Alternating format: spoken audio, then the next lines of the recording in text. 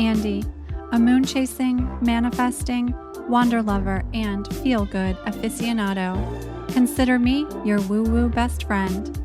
This show is a sacred space for ideas, concepts, and modalities that might be considered taboo, but that I personally find a great magic in. In these conversations, my mission is to inspire confidence, worth, and mystical thinking in our modern world. Let's get into it, shall we?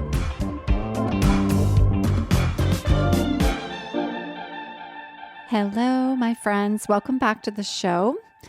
We are here on your woo-woo BFF. I have a guest today, and we're having a conversation about some topics that we really have not spent time on yet on this show.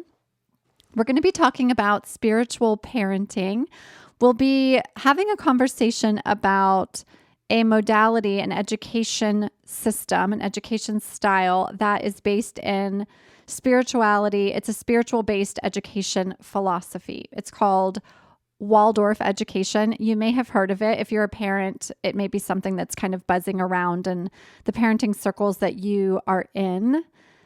And maybe it's new to you. It definitely is something I'd heard a little bit about through conversations with mamas that are in my community. And I'm very interested in learning more about it. And my guest today is going to give us all the goods on this approach to education. We're also having a bit of a conversation about eating disorder recovery. My guest is an advocate for people through a healthy at every size lens. And she personally went through an eating disorder experience herself. And so we are going to be talking a bit about that. So I wanted to give you a heads up if that's something that might be triggering for you. I invite you to listen in and to allow yourself to connect into the conversation in whatever way feels good for you. So let me tell you a bit about Prim, my guest. Prim Ormanovich is a Houston, Texas native, currently residing in upstate New York. She's a mama, an author, and of course, a Waldorf teacher, which is why we're getting into this topic today. She recently published her first book of poetry, a book called Knotted, which captures her journey through a chaotic childhood, eating disorder recovery, sexual abuse, motherhood, forgiveness, and healing. She's currently undergoing coach training with Lightyear Leadership to further develop herself as a spiritual leader and to help people hone the power of their language and attention to set goals and a vision for their life. Prim is a longtime blogger and podcaster. She started her podcast and blog journey writing and talking about eating disorder recovery and intuitive eating. And she currently runs a motherhood podcast with her friend and mine as well, Karsyn DuPree, which is how we were connected, where they discuss all things woo-woo parenting. So let's get into it. I'm excited to share with you this conversation with my new friend, Prim. Here we go. Hello, Prim. Welcome to the show. How are you? Good morning, Andy. I'm so good. How are you?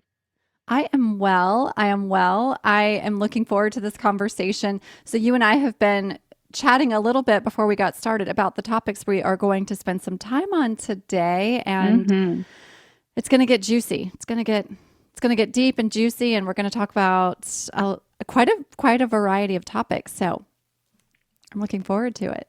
Yeah, I love deep and juicy. So. Yeah, me too. Okay, so before we get going, we always start with a bit of astrology on this show. So if you can share with us your sun, your moon, and your rising sign. And we have a running joke that everybody on this show is a Capricorn. So I'm like now I get really excited. I'm like, ooh, what's it gonna be? Oh, I'm going to break the cycle. So I'm an Aquarius. I'm an Aquarius sun. My birthday is the day after Valentine's Day. Aww. And I remember as a kid feeling very jaded about that because I would get all the leftover Valentine's decorations at my birthday party and stuff. And I'm a Pisces moon and a Gemini rising. And Ooh. I do actually have a few planets in Capricorn, but I have a lot of mostly air in my chart. So I have a lot of Yeah. Gemini and Aquarius. Yeah. So much dreaminess. So much dreaminess in your chart. Yeah. Yeah. It makes sense. Yeah, we It'll line up. yeah, it just what I know about you thus far, it completely lines up, and I love that you're breaking the cycle so we don't actually have to change the name of the show to your woo woo best friend, It's a woo woo Capricorn. conversations with Capricorns. Right. Exactly. Exactly. Okay. Beautiful. Okay. So, Prim, tell me a bit about your story. We're going to talk about quite a few topics today, but I'd love to just start with your story, a background on you. We had your podcasting partner, Karsyn, on early in the show. She was one of our very first guests, and Karsyn is Hmm. obviously a friend of mine from my Nashville days. And so I know you have a beautiful podcast that you share with Karsyn. And so tell us about that, and then tell us about, just give us a bit about your story, your background. Yeah, so I'm currently in the Hudson Valley in New York, and I was born in Westchester County on the other side of the river, and I was raised in Houston, Texas. So I lived there for like 28 years, and I actually moved to New York this last fall. I went to public school. I had a very kind of, I was going to say generic, Southern upbringing. I played outside all day. With my siblings. I'm one of four. And I actually went to culinary school for a bit after high school. And I was working at a fine dining restaurant in Houston. And I was a grill and saute cook. And I was so certain I wanted to be a chef. Um, and at the time, I was also struggling with an eating disorder. And it looked so many different ways throughout kind of the progression of it. And actually, how Karsyn and I got connected is so she is sister-in-law to a band that I love, the Isley, and they're all, siblings. And she's married to their youngest brother, Karsyn DuPree. And so I kind of found her through them when her and Colin first started dating. And sorry, Karsyn, if you're listening to this, you're like, Prim, why are you talking about my whole life? Anyway, so that's kind of how I got connected with her about she was had a blog at the time about her eating disorder. And it was the first time that I had seen someone really share about it publicly. And I was really Yeah. inspired by that and felt very validated in having read a similar experience of someone that was close in age. And because in those things, us humans like to make it as if we're the only ones to have ever struggled with said thing, whatever it is.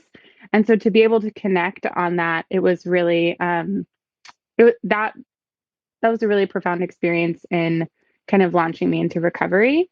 And then Karsyn and I crossed paths again when I got introduced to the Food Psych podcast that I highly recommend.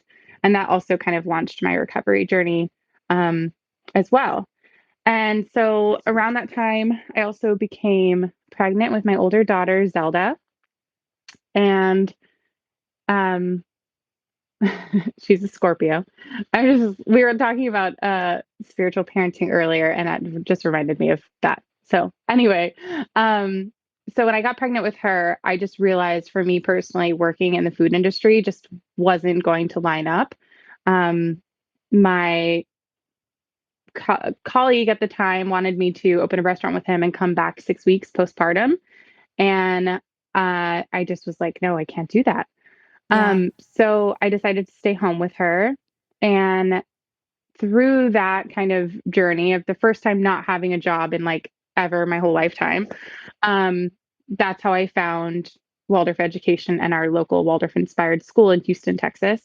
Um, and I know we'll talk more about that too, but that's Yeah. really kind of the broad strokes of my story, if you will, would be, you know, my time as a cook and also simultaneously in my eating disorder. Um, and then kind of coming out of that with becoming a mother and I'm also stepmother and coming into this work as a teacher and I think that was really the kind of slow spiritual awakening, the very beginning of it. Got it. Yeah. We'll talk about all of these things. We'll talk about, I want to talk about your experience as a Waldorf teacher and what that is. Because I know, as you and I were talking before the show started, before we started recording, it is something that perhaps people have heard about. It's a little bit of a buzzy word around in the education circles. And so I'd love to talk about that and the spiritual parenting piece too. In full disclosure, Ben and I are having conversations now about potentially having a child, and we've been through fertility testing and all sorts of stuff because I'm older. I'm past 40, so we're like working through what that's going to look like. And we are also sitting down and going, okay, what time of year do we want an Aries child? Do we want a Taurus child? And mostly it's like kind of a joke, but we're like, well, what would this be like? What would this be like? Oh So my gosh. there's a little Yeah. bit of that in the conversation going No, on with Andy, us. I have to tell you, that was 100% of the conversation when we were deciding to have kids. I Yeah. was like, when we were planning for Zelda, planning, um, I was like, I want a Libra. Every Libra I've ever met is so nice, and I just want a Yes. Libra. And then I got a Scorpio. Yes. And Yeah, that's then, the thing. That's the trick is like you might be shooting for Aries and then you get a Taurus. I love a yeah, Taurus. Ben is a Taurus. Do I want to live with two Tauruses? I don't think so. yes. I'm a Taurus moon. Do I want three of us? I don't think so. And then when we were planning for Sage, my younger one, my stepdaughter is a Leo, and she is like Leo. And I remember being Hmm. like, Philip, I can't handle another Leo. And he's a Leo. So it's kind of, it's just, you said it's a joke, but like, I feel like the joke's on me for trying to control their Yeah. birthdays. I was like, this is what I get. I Right. get the opposite of what I Yeah. want. Yeah, no, I think that that's right. It's like it's a joke because the universe is going to do what the universe is going to do, or God, or Source, Exactly. or whatever you call it.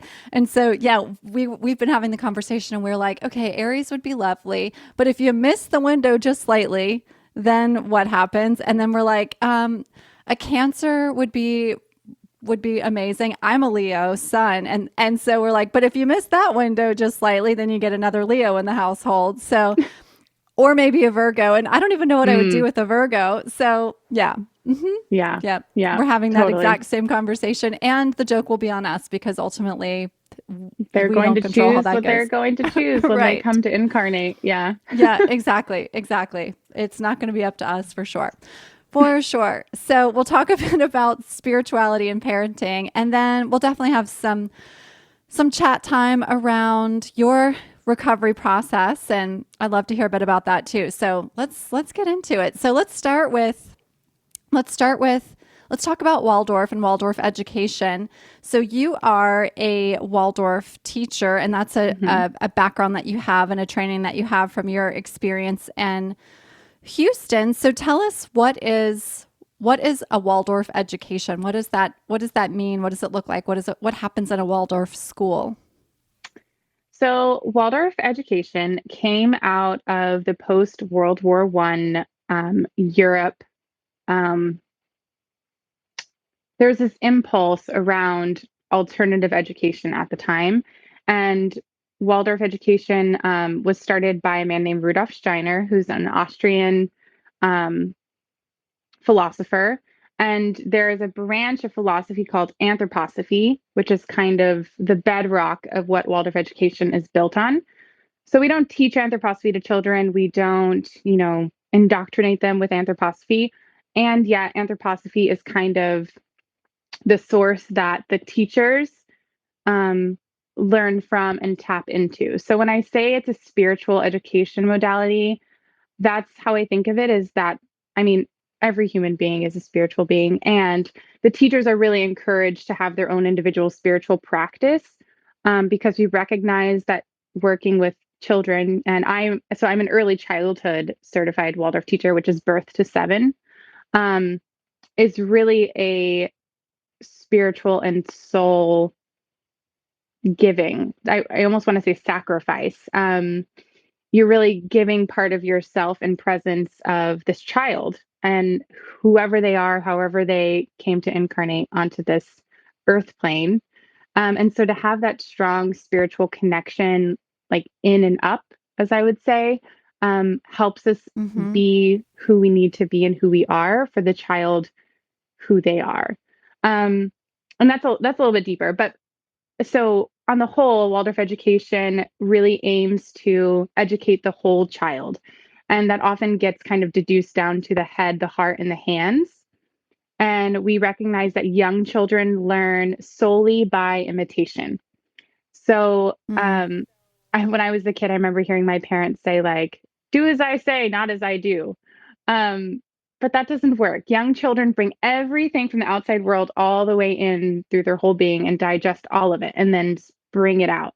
So if you see a child like watching a movie and then an hour later they're playing that same kind of game, that's what they're doing. That's really how they're processing and trying to understand everything, what they see out in nature, what they see on a screen, what they interact with in adults, what they hear from adults, all of that. They're really taking it through all of their senses. And so in Waldorf early childhood education, we try to connect children to the most natural experiences possible and kind of bring them away from the overstimulating world. So often what an early childhood Waldorf program looks like is a lot of outside time and free form play. So the adults don't get involved in the play, it's child led. So, for instance, like my day as a kindergarten teacher this past year, I had a kindergarten and we were mostly outside. And I would greet the children and their parents in the morning. They would come in and play, and they might build a structure with 2x4s and some random branches that they found. And they would make cakes with mud and water or melted snow. And then we'd come together and we'd sing, we would do a circle. And another important piece I think to mention is that there's no direct academic instruction before the age of 7. Mm. So Yeah. in Waldorf education, we recognize that any of that kind of um, and this is where it can get a little controversial and where for me when I first got introduced to it I was like, whoa, like they don't learn to read until first grade, like that's weird, like I learned to read when I was 5. And young children can learn to read, but what I think Waldorf education is really aiming to do is to give them that space around their childhood to fully develop other aspects of their physical, mental, and emotional development because they have the rest of their lives to be educated in a formal way. Um, and I personally have just seen so many beautiful things come out of that for children when given this space in their younger years to really fully come into their bodies um, and have a really healthy sense of rhythm in their own bodies and have a sense of being able to regulate their own bodies and move through the world with confidence and it's all because, we let them climb a tree as high as they feel like they can climb, and we let them kind of figure it out more or less. There's so much more I could say, but that's probably like the very broad strokes intro into what Yeah. Waldorf education is. What I find to be interesting, and I'm sure there's a correlation somewhere in here, is that so in when we consider how we are imprinted in terms of the behaviors, the patterns, the belief system that we ultimately have as human beings, it's like 90%, I think something like that is the percentage. 90% of our belief system is established before by the age of 7. By the age of Mm, 7, like whatever it is that we believe to be true about ourselves and our lens on the world, we have we have received that by the age of 7. And so as we enter into adulthood and we start to look at, where we have specific ideas about who we are and how the world works. And when we talk about that, and I'm using air quotes, that concept of limiting beliefs, mm, it typically comes from something that occurred between the ages of 0 and 7. So when you're talking about, for example, that lessons like learning to read aren't even happening until you're approaching that age, I don't know that I have a question, but I think I'm wondering what happens for a child when they're just given the opportunity to explore the world them in their own way and the way that they so choose versus feeling that they have to meet a standard that's being set for them before they even really understand what that looks like. I think that that's what I'm, it's not really a question, but that's rolling through my mind. I think that's really interesting. Like Yeah. the pressure of learning to read at age 5, if that isn't, Ben and I talk all the time about he's an incredibly gifted musician, and his capacity for holding musical knowledge in his mind is wild. Like what he can do when he's in a room with instruments. And he's shared with me how hard it was in kindergarten and first grade because he was being asked to sit down and do these specific learning style tasks when all he wanted to do was, he was already playing piano and guitar at age 5 because that was what he was drawn to. And we've talked about that set the standard, or that set the tone for the rest of his schooling, because he always felt that he was behind, and he always felt that he was a bit troubled and understanding how to learn, when in reality he was completely learning in a different way. Yeah. Yeah, I hear exactly what you're saying. And I think what Waldorf education really aims to do in that regard is support the child where they are rather than ask the child to be where we want them to be. Yeah. And in the whole, so Waldorf education goes up to high school. There are Waldorf high schools in certain places. And typically, like the grades program looks like first through eighth grade, and you stay with the same teacher. And a huge part of the Waldorf pedagogy is strings instruments in third grade. You play recorder and pentatonic flute in first grade. There's sculpture, there's woodworking, there's handwork, there's world languages. There's all these um, rounded out things woven into the regular curriculum in the regular day that in public school my experience was like those are extra and like those are um, electives and things like that. But Waldorf education really understands that those things are needed to support a whole rounded out human, and not that every one of those children are going to really get into woodworking or really get into music, but having those opportunities from a young age, I think, gives children the room to have that self-expression, to really see what sticks from an early age and how they can learn and express themselves. And especially in early childhood, I think it gives them space to be that child that wants to just go play drums on the tin cake pans in the play yard. So without Mm-hmm. that being wrong, without making them wrong for it. And I think what I personally aim to do as an early childhood teacher, when I see a behavior in a child that could be labeled as, in other settings, disruptive or misbehavior or whatever word you want to use, I look at that as an invitation to see what's going on in their inner world and how they're experiencing the world. And I Mm-hmm. really avoid these polarities of good and bad and right and wrong. And because children just they're not out to just, you know, they cannot have access to that malicious intent. They're just moving through the world the way that they're meant to move through. So if there's something that's causing a problem, I feel like it's really my responsibility to look and see, is there something that I am not giving them? Is there an opportunity that's being missed here? Or are they getting too much of something? Or maybe there's something in their biography that I can work with on their parents. So for me, I've just seen it to be a really healthy, well-rounded kind of offering for children to be exactly who they are. And I think, just speaking personally, I think being in the public school system, there were so many opportunities where I didn't get to be who I was because I was busy being who I was supposed to be. And now we're Right. unlearning a lot of that, or I'm unlearning a lot of that. And Sure. I think a lot of, my peers are as well. And that's what a lot of this kind of impulse in our generation um, is coming from, is a lot of unlearning rather than learning, because our education paradigm was kind of backwards. Yeah, completely.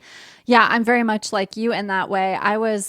And I'm sure some of this is being that super achiever, people pleasing sort of, that archetype very much applies to who I am or who I was growing up. And so I did really well in school. I could get my way through any standardized test and score at the top of the charts on those sorts of things. Hmm. And that stuff was really important to me because I knew it was mostly because it was important to the people around me, my teachers, my parents. And so my parents were here visiting me this weekend, and my dad said, I always thought you were going to be a filmmaker. I always thought that that's the direction you were going to go because when you were 7, 8, 9, 10 through like age 12, you always had the VHS camera and you were always crafting these stories. And of course, I remember that was something I was really into back then. But he said, you would always take my camera and you would get, I'm like you, I'm one of 4 siblings and I'm the oldest. And so it was Mm. like you were always directing some sort of film where all the neighborhood kids were coming over and you were casting them in roles. And he was like, you were doing that by age 7. And so as he was sharing that with me, I was thinking, okay, so where along the way, if that's what I was so into for 5 years of my little life, where did that leave me? Like Mm. why wasn't that nurtured a bit further? Certainly not placing any blame on my parents for not nurturing it. They were doing all the things that they needed to do in their lives, and I was going to school and I was, doing well in school. So there was probably not a thinking that I was missing something in any capacity. But I look at that and I think, okay, what if that had been nurtured? If it was clearly something I loved so much, where was that? Why wasn't that plugged into my education or even considered when I was starting to make decisions about what I might study in college or my next level of education after high school? And I think that I so often, and I'm sure you do, I so often hear stories about, oh, when I was little, what I wanted to be was X. Mm. And then I went to college or I went to some sort of trade school or whatever it might be.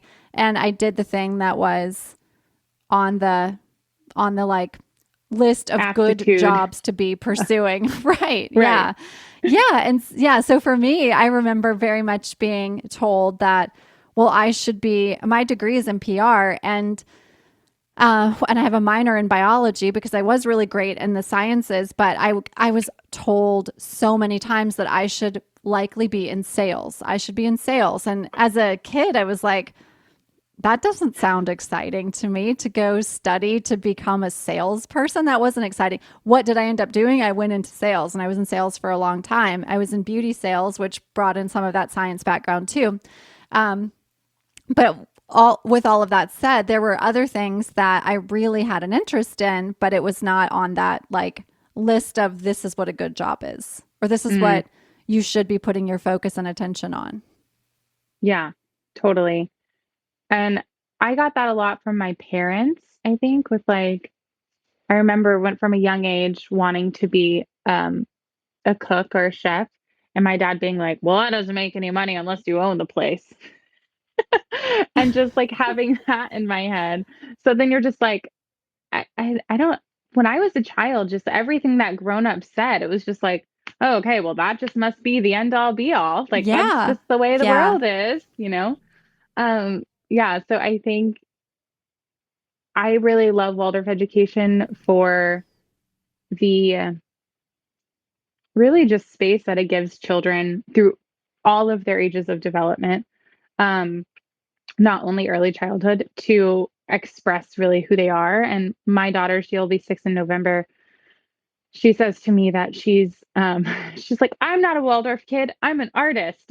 I was like, well, if you think you're gonna be, I obviously don't say this to her, but if you think you're gonna be an artist by going to public school. Like, I'm not that there's anything, and I want to be clear here. I don't have a superiority complex over Waldorf education and public school. I would really love to see our public school system on a whole shift Yeah. and meet all kinds of children in all different kinds of ways. There's so much in the world, the realm of that we could talk about, completely unrelated to Waldorf education, the preschool to prison pipeline alone. And what I mean by that is, from my experience in public school, like you said, with the standardized testing, and there, I mean, I have compassion for those teachers and for that Sure, system of and for the course. people that are in that system. Because I really think it's a flawed system, and I don't hold, nothing against the individuals. Sure. And like as a writer from a very young age, that part of me was only nurtured around like writing standardized testing time. And when there were other times where I wanted to just daydream and like write characters and little, um, short stories or whatever, it was considered off task or disruptive.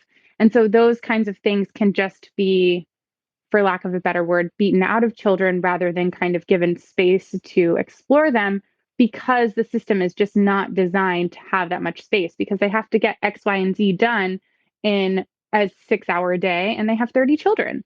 So I Yeah. totally understand that. And I aim to give my children a Waldorf education or some sort of private school or even homeschooled approach or whatever it was, just so that they could have more freedom around self-expression. That is my goal in parenting them through their education.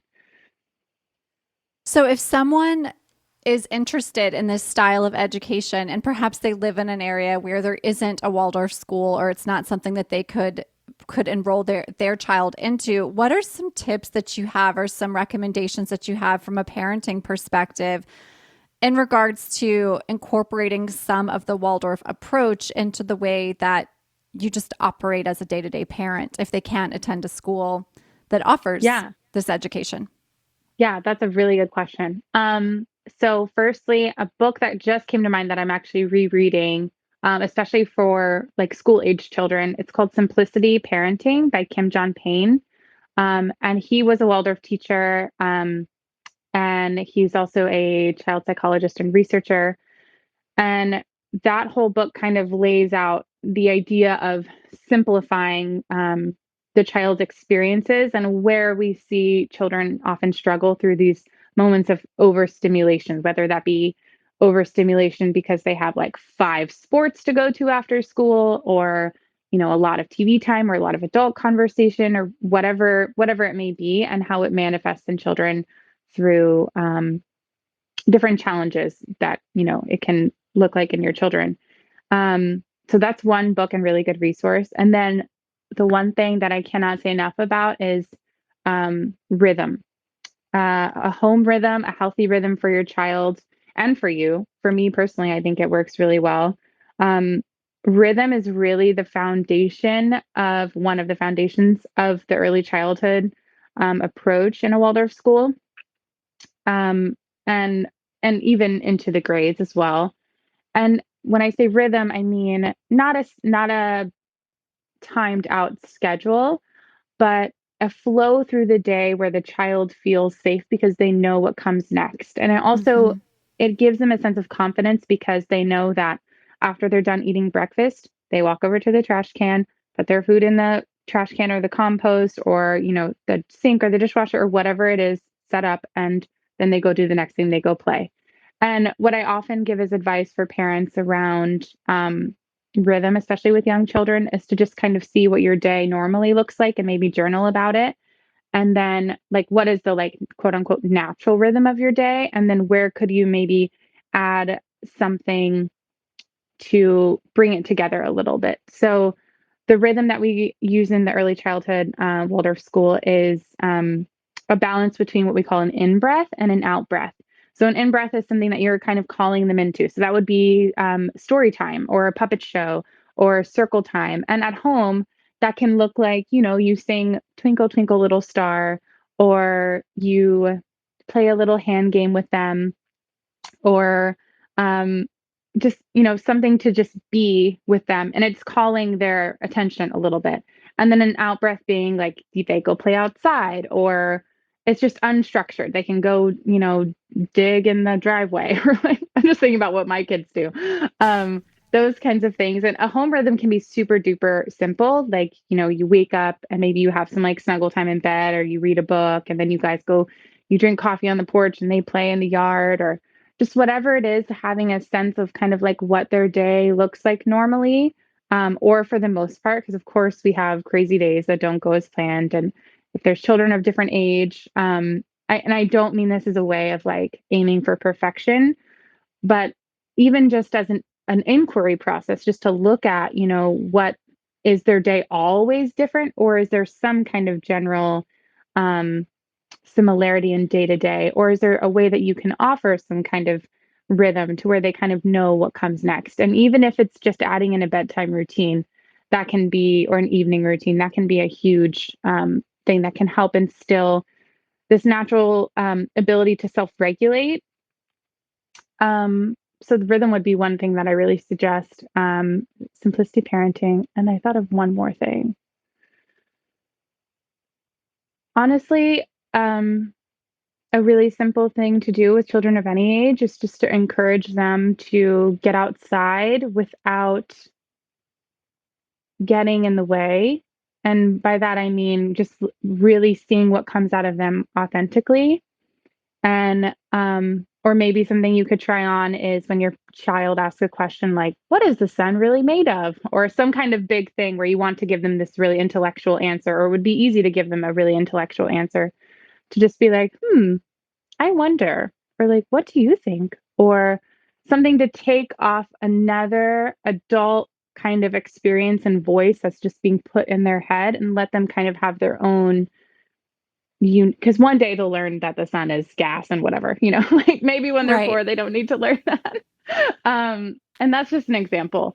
And I'm not saying that if you've ever done any of these things that you're wrong, because I've done a lot of these things, and I'm just trying to offer what I've learned can be really helpful in the home. And then also, I think another really fun thing to do is bringing in a nature table. And this kind of like lends into like the spiritual parenting thing too, is like, if you go on a little nature walk or something with your children, whatever age they are, encourage them to like, maybe cut a beautiful wildflower, or um, find some acorn caps, or whatever the little treasures they want to pick up. And then you kind of make like a little altar, and it can be very ornate, or it can be very simple. It can just be nature, or it can be kind of, something that you've sewn together. And like sometimes if you Google Waldorf nature tables, you'll see an array of things. And yet what I love to do with my children as far as a nature table is just kind of get them connected to experiencing nature when we're out in nature, and seeing it in a very reverential way, and understanding that it's alive, and trying to build that into them from a young age. So I often personify Mother Nature when, like, my daughter will just like throw something on the ground. I'm like, oh, that hurt Mother Nature's body. I think you could try that again. Um, and, encouraging her to go recycle it or whatever. And the nature table is really fun, because then when we go on a walk, she'll come back with like a cool bird feather or something, and she'll want to add it to the nature table. And it's just a way to kind of bring that into your house. And it's just fun and lovely. So I I could love say so it. much more. Yeah, well, we're big altar people in Hmm. in on this podcast and in the courses that I offer. We create a lot of altars, and I love that, starting that with your children, and creating an altar that's really a nature altar, a nature table. So beautiful. What other thoughts or tips do you have for parents that are considering how to incorporate spirituality and the exploration of spirituality into their parenting approach? Yeah, so that's really interesting for me. I think what I so I was raised Catholic. Um, and I don't want to say indoctrinated, and yet it wasn't much of a choice. It was just like, here you are and Sure. you're a Catholic. Yeah. um, and so I think for me personally, what I really aim to do is leave my children in choice around spirituality. Mm-hmm. And I expose them to things, I think kind of just by proxy from, practicing it around mostly Zelda just because she's older, or she has more awareness around it anyway. But she's seen me do like, she's seen me pull tarot cards or oracle cards, and I've given her, I've given her one of my oracle decks before, and she'll, I have a picture of her kind of just like holding them with her eyes closed, and she'll pull them, and to her, it's not. It just makes sense to them. I don't know how else to say it. It Yeah. just is like, it's not weird. It's not woo woo. It's just like, oh, these are angel cards. Like, cool, let's pull them and see what they mean. Like, it's just, there's nothing, there's no preconceived judgment or understanding of it. They're just truly experiencing it. And it's really beautiful to just kind of, see her explore. And even just this morning, since we moved recently, we moved like a week ago, I had some sage and Palo Santo on like the credenza. I was like, what are those things called? Anyway, and so she asked if she could like do the smoke. And I was like, sure. So I just, I lit the sage for her, and just by seeing me do it, like I spoke to earlier about the imitation, she just walked around the house and she was kind of swirling it. And like, it was funny though, because it wasn't just some like flippant thing. She took it very seriously. I think Mm-hmm. from observing me, she knows that it's um, an important and sacred thing or ritual that I enter into. So when she sees me doing it, it's not just like, oh, I'm on the phone and saging the house. It's like, here I am, I'm present, Right. and this is what I'm doing. So I Yeah. think she knew that that is what that moment deserved, and she imitated it. And so there's a lot. And then also conversely, like when she was younger, my mom took her to church, and she like talks about Jesus, and she has a necklace with a cross on it. And when that kind of, which isn't something that I practice in my house necessarily. Um, and when it comes to that, that is where I really use that kind of like, what do you think kind of thing? Because ultimately, whatever I practice, I know, and I want to encourage her to find her own individual spiritual practice, because I think the most powerful thing about spirituality is that it can be 100% individual. Like, of course, there's all these different modalities that exist, and we can, make our own little mixed bag of those things. And it's really most powerful when it truly resonates 100% with us authentically. Yeah. And so I want her to be able to have access to that discernment rather than judgment, discernment of what she connects with and how she can express herself and move through the world spiritually, because she is a spiritual being, and she knows she's a spiritual being, and not in so many words where she's told me that, but she's often told me that her guardian angel has told her X, Y, and Z. Um, she's she is very connected. I know she's very connected, and in general, as a Waldorf like teacher, and part of my practice, we really recognize that the young children are very close to the spiritual world. So it's not Mm-hmm. surprising that she has access to communication with these beings. And I personally really believe it. And I know she does too. Um, and I I try to encourage it in a way to where she feels like it's okay to explore and express, and not in a way of like, you have to do this, you have to do that, whatever it is. Because being raised how I was, um, and I love my mom, and we all were just doing the best we can with what we have. And with being raised Catholic, I wasn't given choice. I wasn't even really given an option to reflect on if that was something that resonated with me or not until I was an adult. Um, and it became more of kind of a rebellion. Um, Yeah. and so just from a young age, I really want to encourage this idea of choice and self-expression with spirituality as well as others, just like I would everything else. Yeah, that's beautiful. I think back to my childhood. We went to a Lutheran church until my parents got divorced, and then all of a sudden it was like a free for all. It was just like everybody was trying to just make it.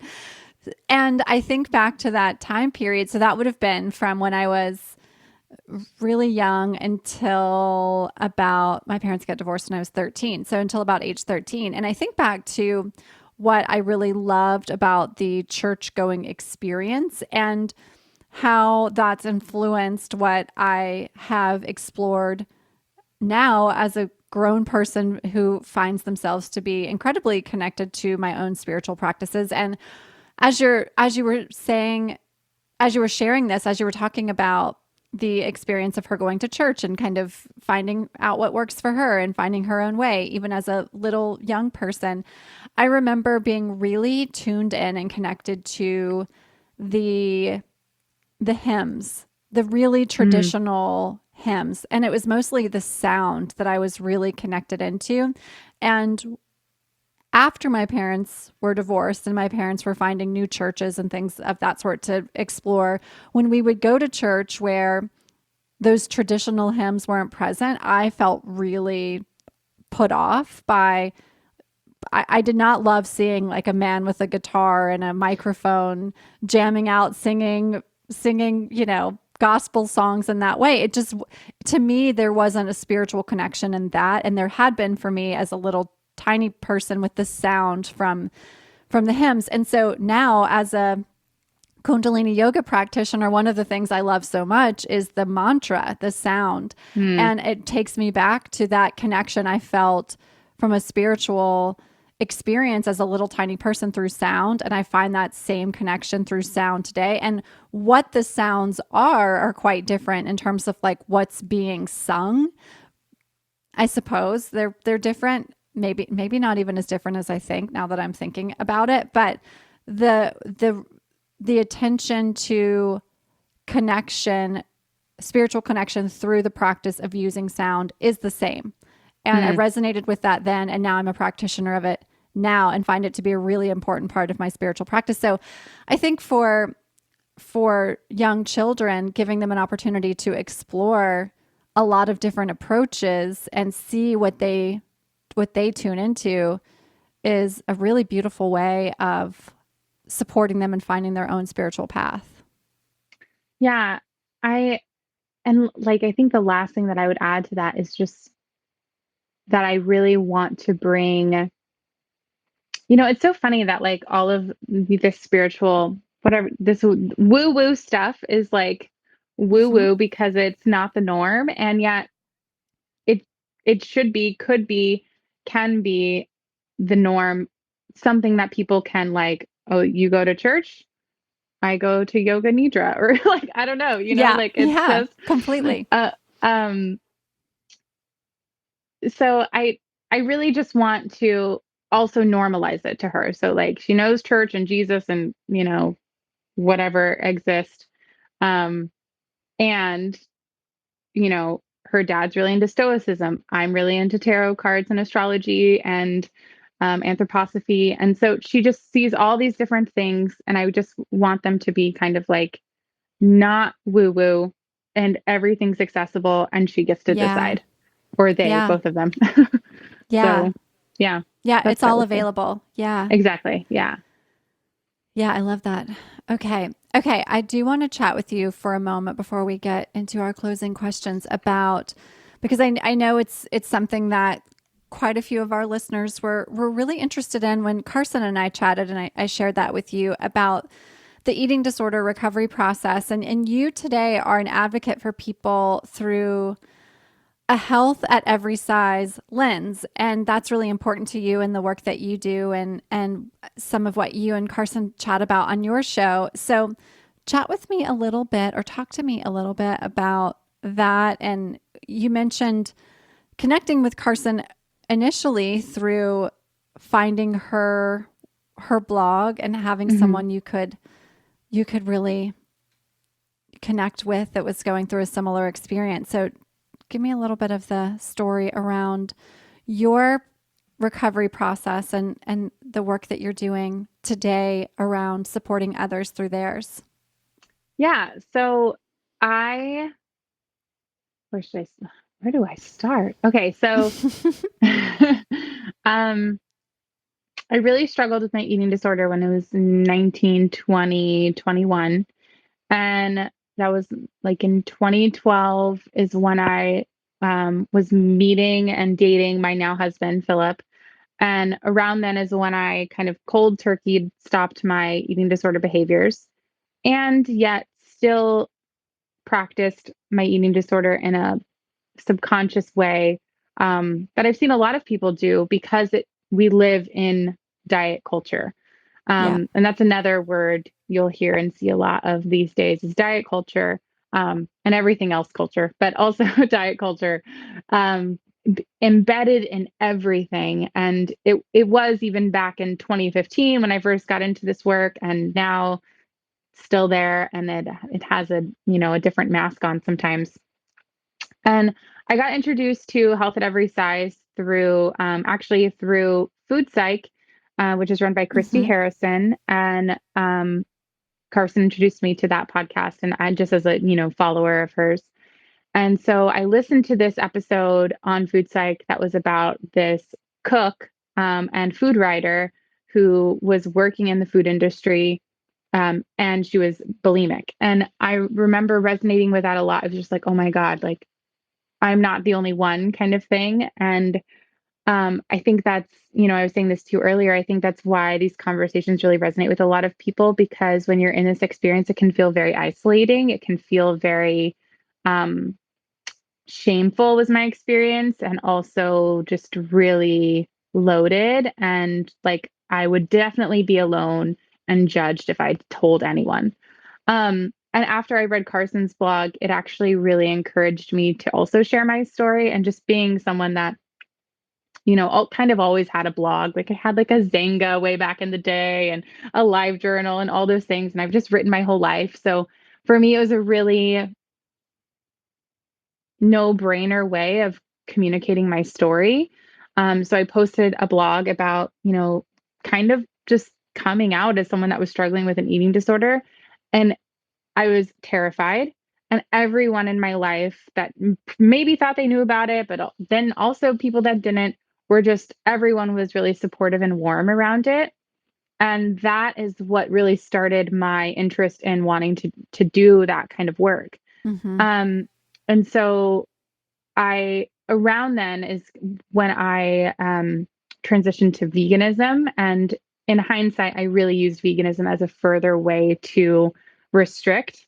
Yeah. And I want to be clear that I know not every vegan person is doing that. And yet for me, it definitely was a way for me to just further restrict my relationship with food. And that's when Yeah. I was also working in the kitchen still. So this is all kind of, happening at the same time. And when I really, really, really started to recover, I will say, is after my daughter was born. And I saw a lot of the same patterns popping up around restriction and overexercising. And, I've been practicing yoga since 2012. But when I first started practicing yoga, it was in a very restrictive, controlling, disciplinary kind of way.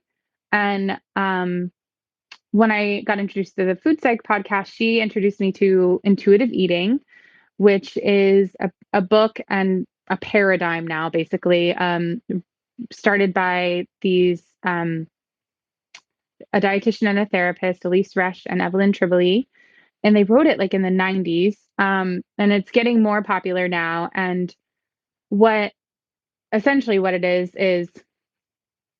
eating the way that we're designed to, and honoring your cravings and your hunger and your fullness, and not in a hunger fullness control way, but in a really intuitive way. Um, and allowing all foods. So like for instance, you know, I'm allowed to eat chocolate chip cookies whenever I want, so I don't my subconscious doesn't feel the need to eat 10 of them when they're around. I can Yeah. leave half of a chocolate chip cookie and walk away and feel peaceful about it because I can have another cookie in 10 minutes if I want, or maybe I won't touch it again, for a week. And so that is really where my eating disorder recovery started. And a Hmm. lot of dietitians are using intuitive eating to help eating disorder people recover now, which is really encouraging, because I think it just really brings us back to how, a young infant knows how much milk to drink when they're full, or um, there's it's unlearning all of those kinds of stories around like what we should eat, what things are good for us or bad for us, or what's healthy and unhealthy. And really, our bodies are so incredible and so good at self-regulating if we kind of let them. And of course, there are certain things people, do have genuine allergies, and all of that is not what I'm talking about. I'm talking more about the diet culture minded control around what we are we've been told people should and should not eat. Insert, you know, keto, gluten free, whatever it is. I don't even know anymore what the thing is. Um, and our bodies really know what we need when we really listen to them. And practicing intuitive eating was the very, very first step of healing my relationship with my intuition on a whole. And I really believe that our bodies are innately intelligent and are communicating to us all day, every day. We're either listening to it or we're overriding it. And I think with food is a really good way to start healing that listening, because your body will also be communicating with you when you're in a conversation or when you are approaching someone, or you're around someone. You'll feel like your chest will get tight, or your stomach will have a knot, or you'll get tingles, or like those are the ways that our body communicates with us. And I really think that's also a layer of our intuition, and that can really help us guide us through our whole life. So like what this work really looked like for me was in 2015, I started a podcast called The Way You Are Project, which is no longer available. So, um, and I just interviewed a bunch of, or it might be, I don't know, I'd have to see. I have the recording somewhere for sure, but I had a lot of conversations with dietitians and fat activists and health at every size activists, and really wanting to put myself in a world where all bodies were accepted, and really understanding that, I mean, of course this is also a privileged conversation because there's so many layers of that, as well as just a social justice movement in and of itself. But really that our bodies, every body is different and is going to look different. It's not like under this fat person, under a certain amount of work and restriction of food, you just unzip and one day you're thin and you're thin forever. Like that is Mm-hmm. just a really untrue narrative, that of course a lot of people I believed, and I was just seeing so much harm in that. And so for me, I was really wanting to move into this world where health is seen more on a whole, not just physical health. I think when people hear the word health, they often think like either you're healthy or you're unhealthy, and that means physically healthy. And health at every size also entangles weight from health. You can be fat and healthy. You can be thin and unhealthy. Those things, that is a really nuanced and complex conversation that a lot of people have, or the mass consensus have yet to understand. And I think that's Right. one of the goals of this kind of work. So there's so much more in that, and that's a summary. Yeah. Yeah. It's something we could talk about for hours. We really could. Yeah. Yeah. Yeah. And I thank you for sharing that because I think it is something that resonates with people. The women that listen to this show, and we, of course, have all sorts of people who listen to this show, but the women who listen to this show, none of us are immune or exempt from having to have considered our bodies throughout the Hmm. course of our lives in some way through what we've experienced in terms of peer conversations, all sorts of things from society, media conversations, all of it. We've all had to consider our bodies and how our bodies are talked about in some way, and it's a conversation we'll definitely keep having on this show because it's an important one. And in this conversation around intuition and listening to your body, it's a practice that, whether it's in regards to food or just knowing how you truly feel, it's something that we all have an opportunity to tap more deeply into. And it's something we often leave out is Hmm. what is our body telling us? What is our body actually saying? And it is the truest voice of our intuition is what our body has to say. Totally. I 100% agree. Yeah. Okay. Thank you for sharing all of it. Yeah, my pleasure. Yeah. Yeah. Okay. Let's get into these final five questions. And we'll start with number one. The first one is tell us about an object or charm that is special to you. I was reading these and I was trying to think of something that wasn't this, but this is all I can think of. So try it as it may be. The moon, just Oh, um, yeah, I have the triple goddess in negative on, oh my gosh, you can't see it very well. There we go. On my arm tattooed. And I've just in the past few years have really latched on to the archetype and the symbolism and the real moon, and my yeah. connection to her and my own personal divine feminine. So I would say the moon. Yeah. Girl after my heart. Girl after my heart. Me too. Me too. The moon is so obviously such a big part of my life. And it's why I teach a course around it. And Yeah. so, so beautiful. Okay. Number two, what is a book that changed your life? Mm. So probably like everyone, The Alchemist was what I was going to originally say. The Yeah. Alchemist. And it's so funny because my best friend tried to get me to read it for years. And we have this kind of understanding between her and I where like we always say like you don't get it till you get it.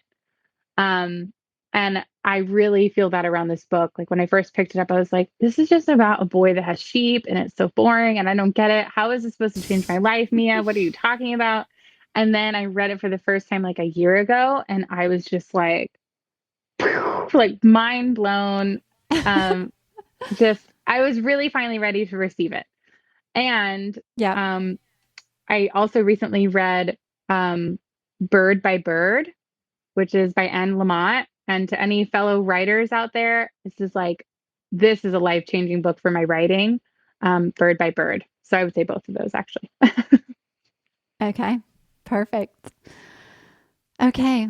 The next question is tell me about an experience or moment that changed your life in a profound way. Hmm. So this one is as fun of an answer, but I had an experience where I stayed at a job longer than I knew I should have. Like I had an intuitive knowing that it was time to leave, and I overrided it. I was like, no, I'll just do one more year at this school. And there was a lot of angst and suffering and stress and hurt that happened for me and other people because I didn't listen to that when I was supposed to. And what I know now is one of the worst things a human can do is know what to do and not do it. And I'm really grateful that I have lived that experience so I know what it feels like to abandon myself and not do that again. Yeah. Yeah. Oh, the listening, it's so important. Hmm. Listening to ourselves and trust. The listening and trust and And then taking the, doing it. yeah, Yeah. taking the leap when it's time. Yeah. Yes. Yes. 100%. Okay. What is something that you do for your health and wellness? Um, so definitely yoga. And that I'm also part of this community called Lightyear Leadership. And there are, um, I don't know what to call them other than exercises that really kind of reprogram our human computer.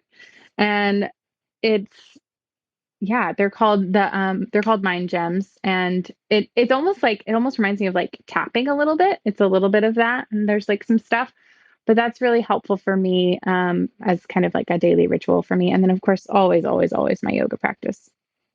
Beautiful. Yes, yes. Okay. Tell me about a moment that you knew magic was real. This question is really fun. I loved it when I read it in the email. And I actually asked my best friend, I was like, do you know this for me? She was like, um, she was just like, you know this for you, but I don't know. So anyway, because I thought it was going to be something else. And what I know it is in 2012, I was like a tumultuous 20-year-old. And I wrote in my journal like exactly what kind of partner I wanted after having a bunch of just toxic and unsuccessful relationships. And then like 2 months later, I met my husband, my now husband. Mm-hmm. And it didn't really connect with me for a while. And I went back and like found that journal, I think a couple years after we had been together. And I actually have a poem about this in my book. But I really think I made, like, I always tell people I made him up because I just wrote exactly who he was going to be. And then I met him 2 months later. And that was right around the time that I was introduced to The Secret. Um, take that as you will, but like the very beginning of being like The Secret, like Netflix documentary, Yeah. which I know some people have feelings about, so I don't know. But it at the time it really made sense to me, and it was the first like, okay, I'm gonna try this out. I'm just gonna Yeah. try. Like I really have no expectations. And like when I looked back at that, I was like, oh, like yeah. And now I do that and have done that for literally everything in my life. So Yeah. I mean, The Secret's a great gateway into manifestation. It is like, yeah.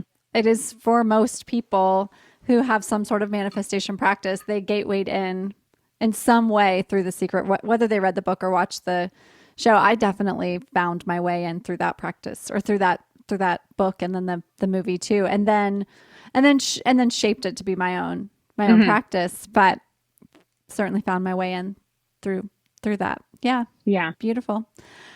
Okay, so Prim, if folks want to find your work, your book, your show, all the things that you're up to, where shall they find you?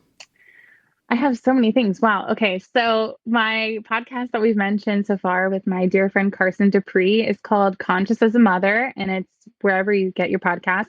We're on a little bit of a hiatus right now because we're both in the middle of like some big life stuff, but we definitely want to come back for season 3, and we have lots of good content on there already. And then on Instagram, I'm just at Prim Ormanovich, Ormanovich. And my book is called Knotted, Knotted. And you can get it on Amazon. And hopefully by the time this comes out, I have it self-published through Ingram Spark, so you can get it anywhere books are found. So that's my goal. And it's a collection of poetry and prose, and it's all about my childhood and motherhood journey and step parenting and all kinds of all kinds of stuff. Really, just my baby is that book. So those are the main ways that you can get in contact with me. So yeah. Brilliant. Thank you so much for being with us, Prim. I appreciate it so much. Thank you, Andy. It was so fun to get to connect. Yeah. Yes, with you as well. Thank you. I'll see you soon. All right. Bye.